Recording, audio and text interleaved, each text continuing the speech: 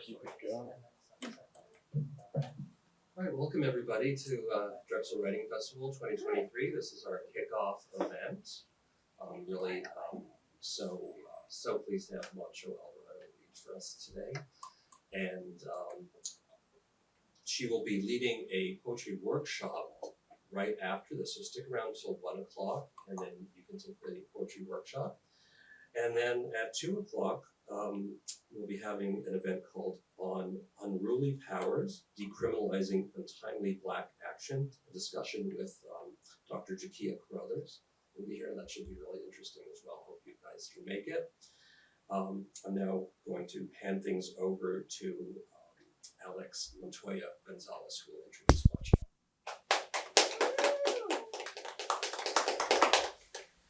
Okay, just a clarification. My name is Alex Gonzales Montoya. It's just like a mistake, but it's all good. No, you're good. But yeah, I have the pleasure of introducing Moncho Alvarado, a talented and critically acclaimed trans Xicanx poet hailing from Los Angeles, California. With their powerful and evocative poetry, Alvarado explores the intersections of identity, sexuality, gender, and ethnicity, providing a unique perspective of the world. Alvarado's work has been published in numerous literary journals and anthologies, and they have performed at various prestigious venues and festivals across the United States.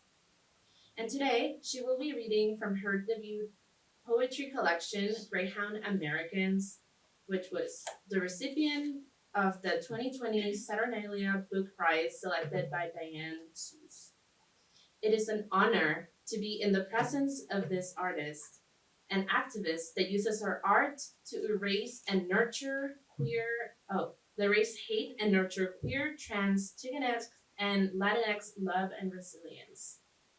As a non-binary Latinx student, I am excited to introduce Moncho Alvarado, whose work is a testament to the power of art to bring about social change. It provides a vital voice for transgender and non-binary individuals, capturing the complexity of identities and the struggles of navigating a world that is often hostile to those who do not fit in within gender norms. Their work is specifically significant given the current political climate where transgender rights are under attack and discriminatory legislation is being introduced in many states. Alvarado's activism and advocacy for transgender rights serve as a powerful reminder that the fight for equality and justice is far from over. Reading your poetry, Moncho, I felt seen. It doesn't happen often, especially with poetry. There seems to be this barrier or this very academically rigorous, like you have to untangle it to understand what it means. But when I read yours, like I felt it in my heart, and you had notes on your website, like linking to music. And yeah, it felt like I was talking to an aunt instead of just, I don't know, someone's like a stranger. So, Moncho, you're a force to be reckoned with in a world of poetry and activism. Your work is a testament of the power of art and storytelling to change hearts and minds. And I'm grateful to have you as a role model and inspiration in my own journey of self-discovery and activism. Put your hands together for Moncho Alvarado.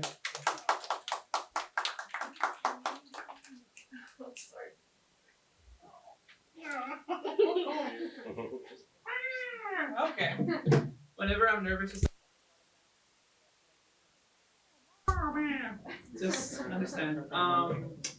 Biali, Tlaxocomatli. Thank you. Hello. I appreciate you being here, taking your time, your space, your energy to be here. And yeah, I'm just gonna go into it. I'm gonna go probably from the start towards the end of the book. And yeah, if you feel it, say yay, yeah, wah, clap, twist, clap, whatever you want to do, whatever you feel like. But yeah, I got like what, 30, 40 minutes or so? Yeah. Yeah, okay. Alright. And just letting you know, a lot of the inspiration I got from my family, and this is the first book I pulled out from the box I got at home. And I always keep my grandparents with me. It's Fidencio and Conchita. Mean a lot to me. And yeah, if it wasn't for them coming over here, I wouldn't be here. Yeah. Okay. Cool.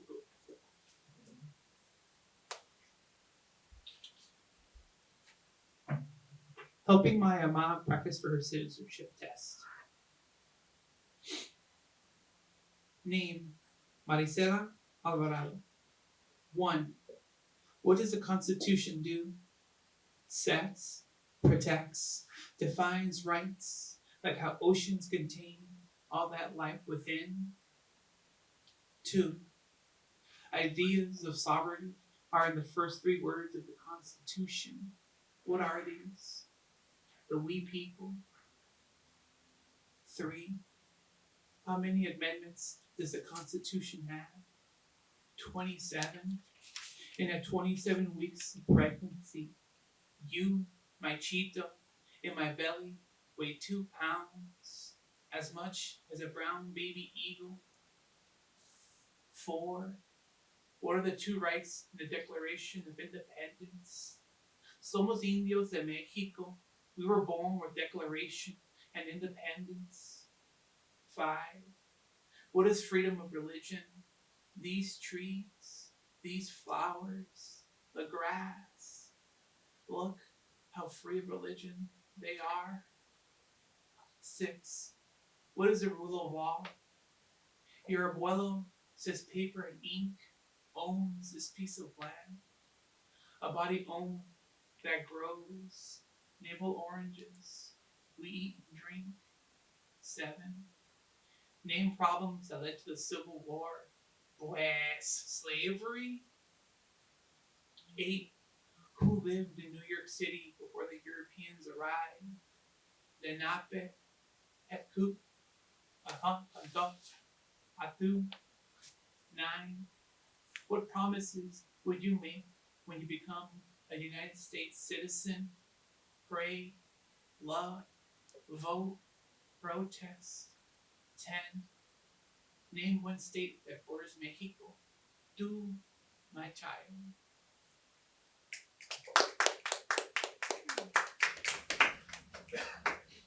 Okay, so this next one's called, it's a breakup poem. I usually try to write one in a lot of the things I try to do, but yeah, this is the one I like the most, so yeah. It's called Hot Cheetos con Queso. And everyone has their go-to food after they break up. That was mine. Still is, but anyways. Hot Cheetos con Queso. Mi amor de mi vida, nature, who knew you tasted this good?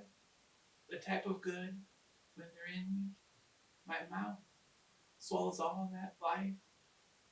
This relationship can work out after all.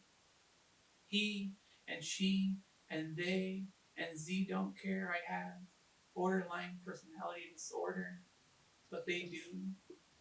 They leave, and I always come back to you. Mi pariente, mi chingón de chingones. I'm crying into you again.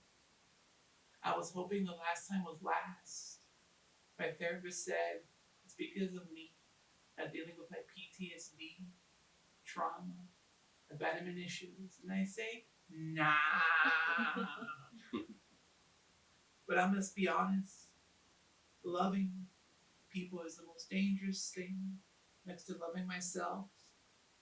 A house of spirits lives within all of us, from bacteria to fish to reptiles to great apes soaring in space. We don't even know where we came from, how we got here, what made all of this and you. Crunchy corn puffs, red hot powder, hot jalapeno queso, and Chavela Vargas start singing, Ojalá que te vaya bonito. The bag, it's empty, except There's a bit of queso, beloved, mi amor de mi amores. I think I'm in love with everything.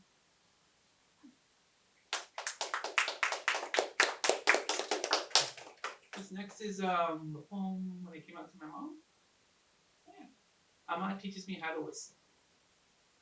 She said, it's fácil. Look up. Kiss everything.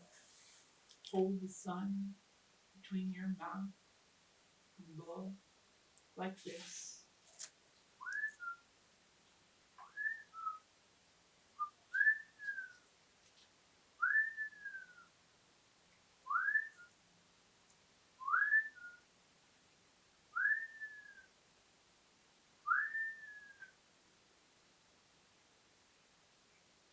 After I told her I was a woman, she wrinkled the space between us by hugging me. She told me, you confused? I said, is the fire confused when it eats? I told her, I'm going by she and my real name, the one I was born with, not given. She said, you are not what it says on your driver's license. Ama, gracias for believing in this ordinary phenomenon, like the DNA that made grapes. It made them a million times before, a million times after. I have one in my mouth. How round this knowledge, the gush in my mouth, sweet, tart, and bitter. Oh, Ama, I finally learned how to whistle like you.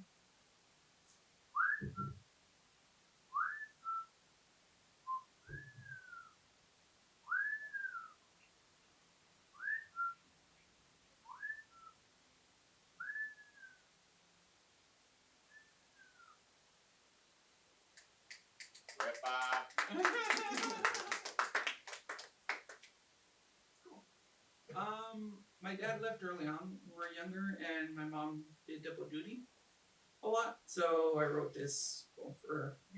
Anyways, it's called Happy Father's Day, Emma. I held 40 years of woman in my hands, feet blazed copper from 10-hour shifts, massage, vapor rub on your feet, their cracks, scrapes, cuts, corns, blisters, sneaker indents. The mint would free your breathing, a bouquet of air, a bloom I learned from your every breath, a simple forever, your hands open to all possibilities when you put anything into them, like how you would make dinner, pieces of pork with bone in a broth of chile verde sauce, a savory in shades, the bone velvet, my tongue opens, the marrow, coarse and soft like soil, your sacrifice for me, a thorax, a refusal, a never, a courage, born with all of this. Oh, I'm still learning light exhausts into everything, expecting nothing back. And I suck the dime and let go of words. And I deal with depression, very severe at times. Suicidal thoughts, all that fun stuff that happens when you have mental illness. But I wrote this poem for myself and for my friends that also deal with it, and a way to combat it and fight it on a daily struggle. If you can struggle, however you folks struggle, if you have it. I hope this helps. Yeah. A list for every time my depression tries to obituary me. For Jane. At the end, in the dark, there's a place where words can't be carried. Look at your hands. brown infinities that can't draw a perfect circle. It's okay not to remember. Whales don't remember all their songs that vibrate seas. I'm still learning to love the things I didn't have before. Self-care and empathy. An unbearable horizon. The last page turning in your favorite book. One day I awoke and tried to recall everything. I'm going to live all my dreams, even the one where I speak sunflower. It's okay to cry out the borders in you. How many people have cried out today? Everything's a lesson. Just listen, see, smell, taste, and touch, and you'll know. I have used up all my fears. Spiritually speaking, we are the stars. We nova, flux, lux. Panic will try to take the intensity of nows. Fight it. Dictionary the world. Noun the living. Verb memories. Eat a caramel chew. Place it in the roof of your mouth. The sweetie boo that lasts. Create an energy that will live 1,000 generations. My beloved's lips on mine. History opens and closes like an accordion. But do you see all this life? The earth came from gases, molded into a planet that is part of a solar system. This system, a part of the Milky Way galaxy. This galaxy, a part of the supercluster Laneakea, meaning immense heaven, which resides in this universe, the Medama, and she made capital tapo, bolillos, and piloncillo juice, cloves, cinnamon, raisins, and you.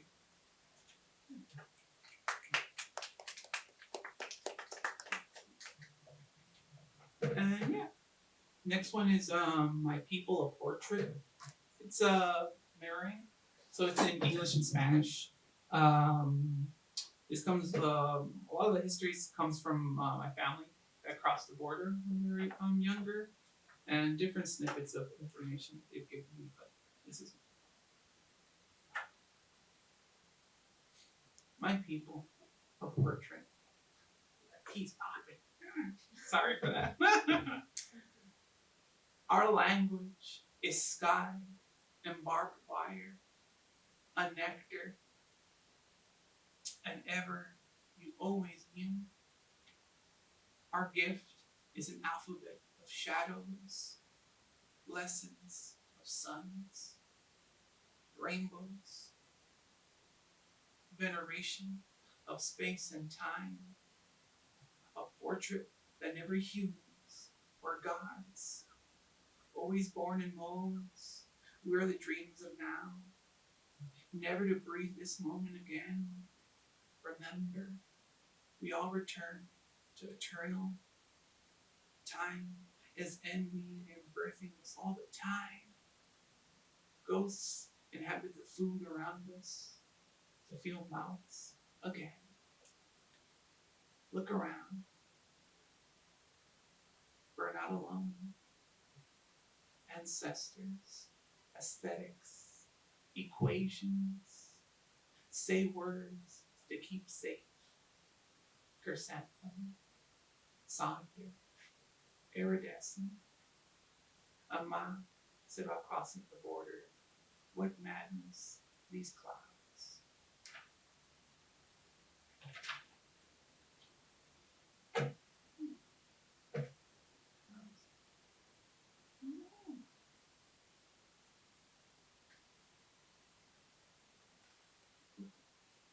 Okay. And I wrote like a little birthday poem for my niece and nephew. So yeah. Para mis chiquis. Para mis chiquis criquis. For me and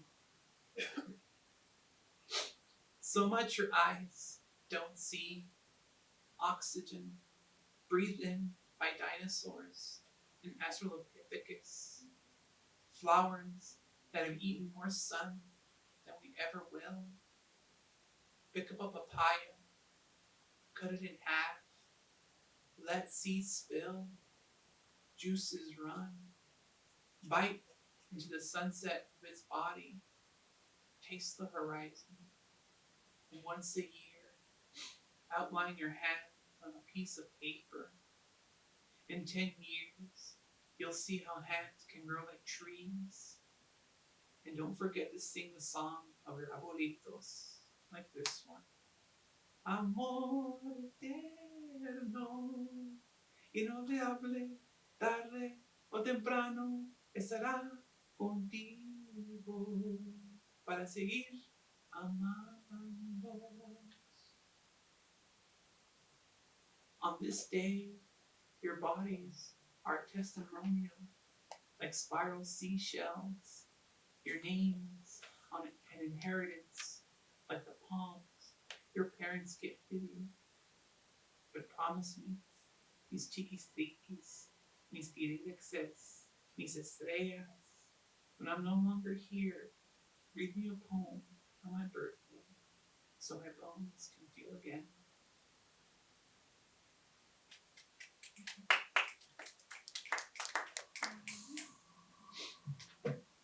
Dear hermano, again, people are being taken away.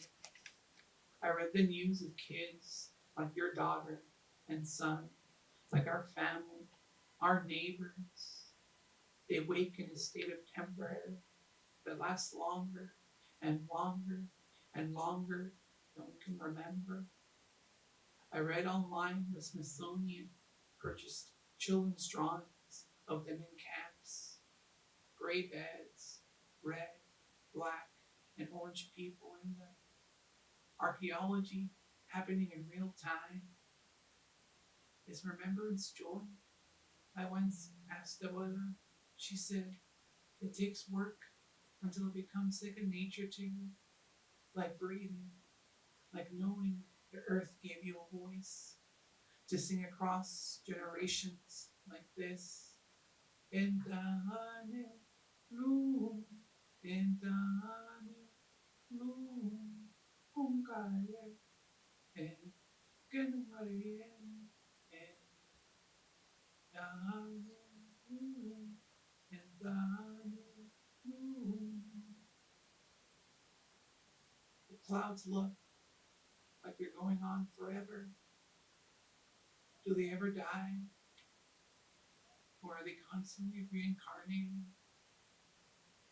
Life, aquí, a deep possibility of memories, a translation of living, a brief swell of air along the Saluda's needles, the way we eat for life.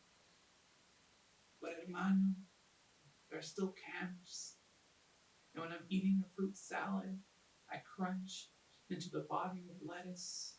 The crispness has a cost, but all of this always did. Remember?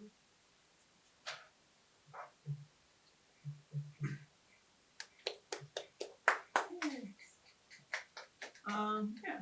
And in the collection, I wrote a series of letters to like some family members, mostly to my mom. And I wrote it as a challenge to myself to write things that I was afraid to write about. And that was like a prompt that one of my early professors wrote and told us about. And I was like, I don't know. So it started over the years, and I got more deeper into actually what I wanted to say. And yeah, so there's a series of those in here. This is the last one in the collection. Dear Ma,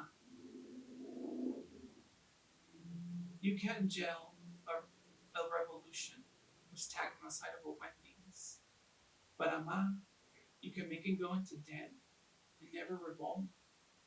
Who can afford to move into the future when today is always catching up? I bite into the taste of home, deep fried dough con azúcar, churros sold by a couple that look like your parents.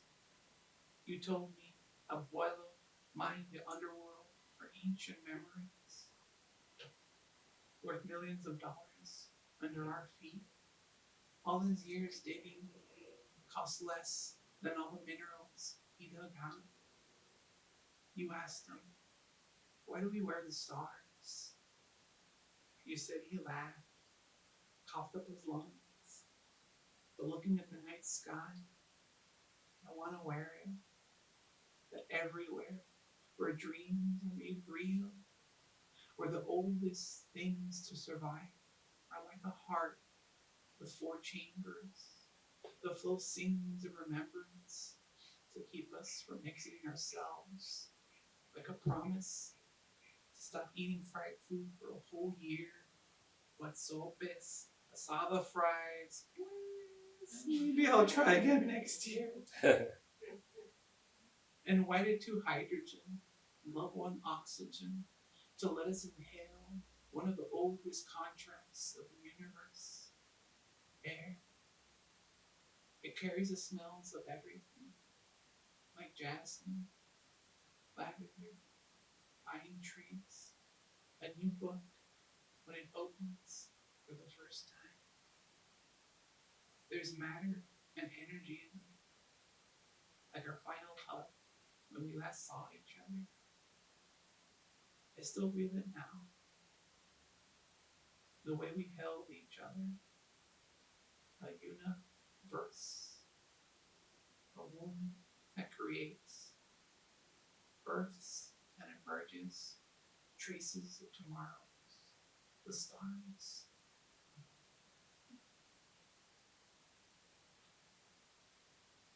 Okay, probably one more. I'll do one more. I don't know which one. Ooh.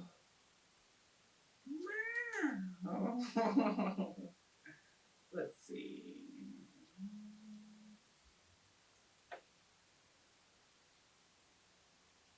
Okay, I'll read the last poem. Reflection. Greyhound Americans.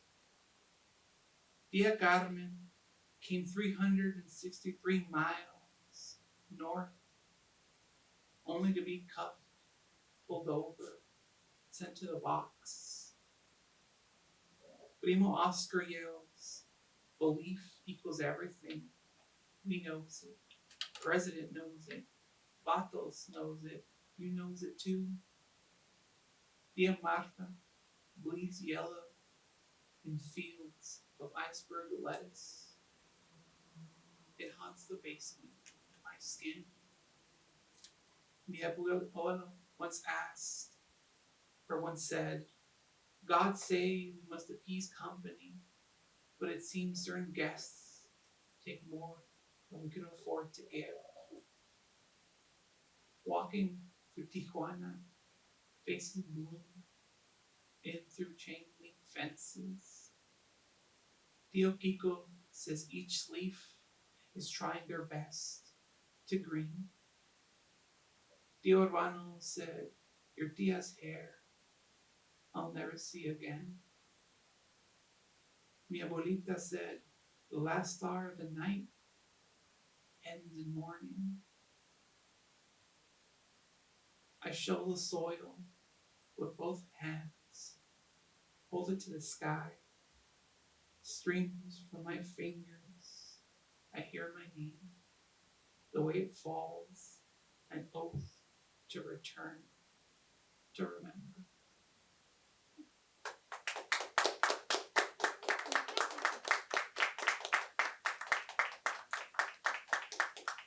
Want to take any questions? Questions, anyone? Questions? Anything? I have a question. A lot of your poetry seems very like ecological, environmental, and is that something that you think about a lot in your classes? Like, is the climate on your mind? It seemed like an undercurrent that popped up. Yeah.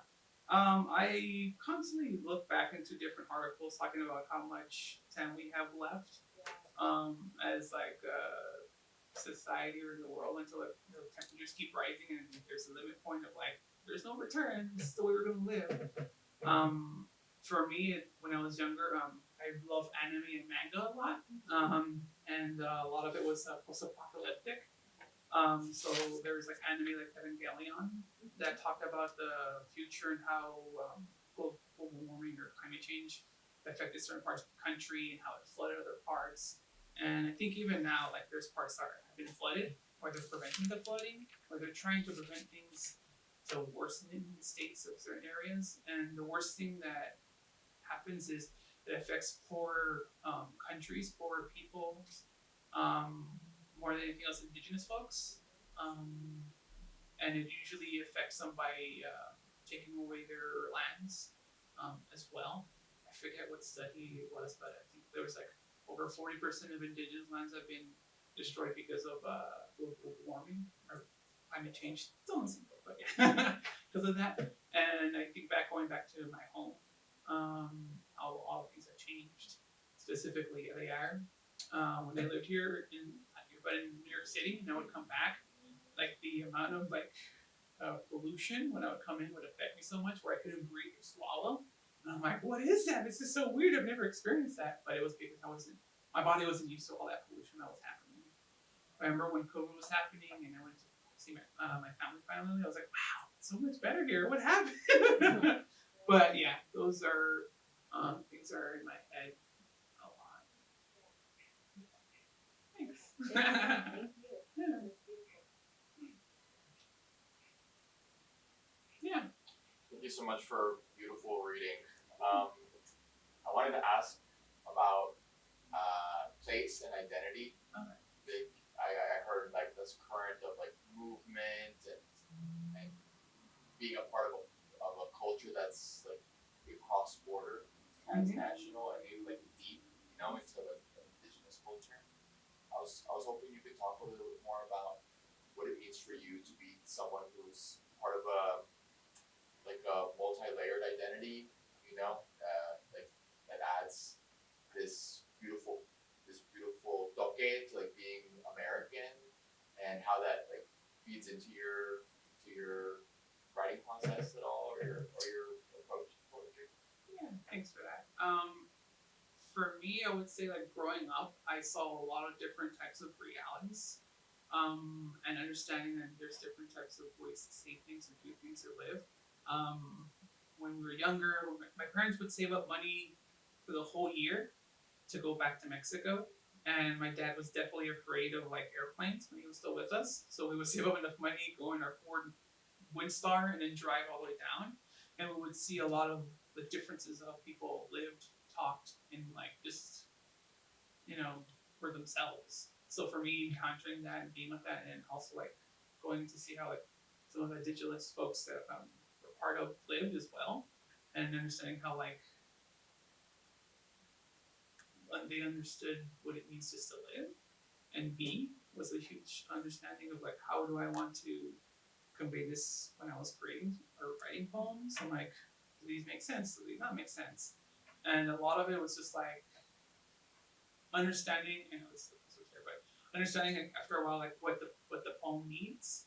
That's a lot of what my poem mentors taught me. And I was like, what the hell does that mean? But like once you start writing the piece and you start connecting certain things together, you understand what you want to write about essentially. So for me, certain poems, I remember writing earlier were forced, and I was like, maybe not add that part in there, and maybe I could use this part somewhere else.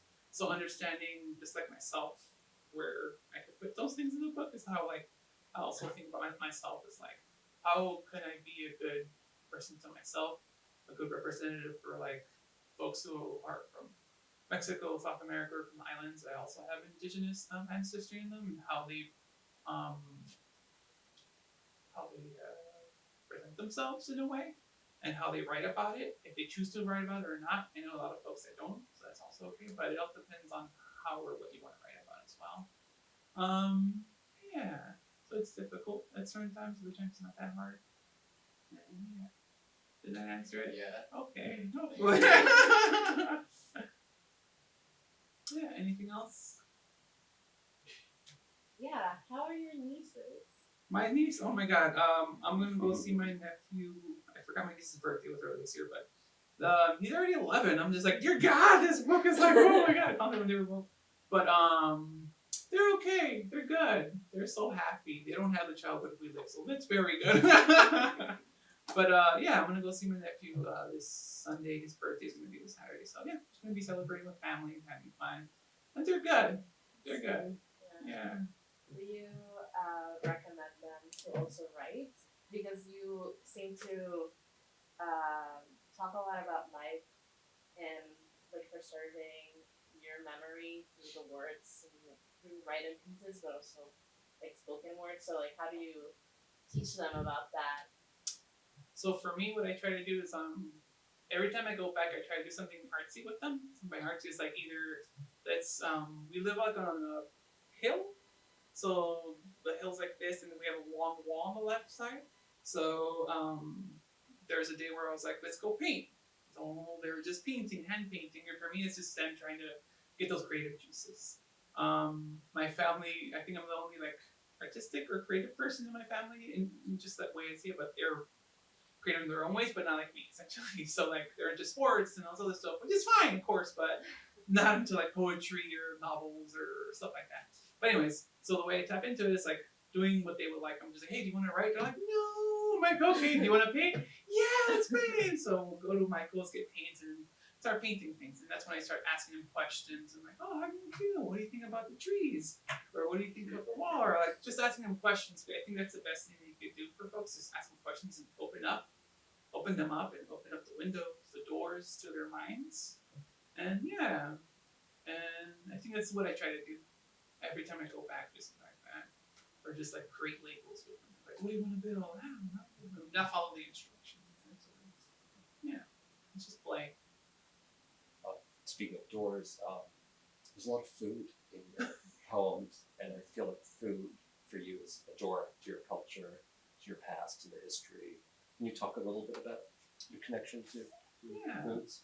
So for me, color, taste, sound. I think for me, when I was like learning how to cook, I remember asking my mom how to cook was a lot of like, oh yeah, passing on, or like a tradition of like, this is the way your grandma used to make it, this is the way your grandpa used to make it.